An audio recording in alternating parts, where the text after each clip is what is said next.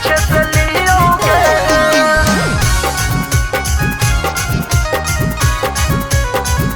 कि हमारी आगे से लियोगे कि तोरा पीछे से लियोगे।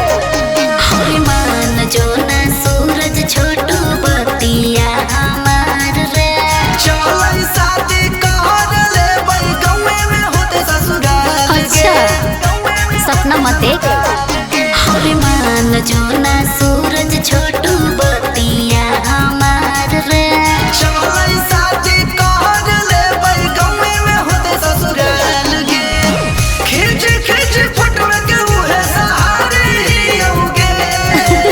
सही में कर ले रे। आगे से लियोगे कि तोरा पीछे से लियोगे। कि हमारी आगे से लियोगे कि तोरा पीछे से लियोगे। आगे बोलना कैसे लियोगे। साफ पगले ही की रे।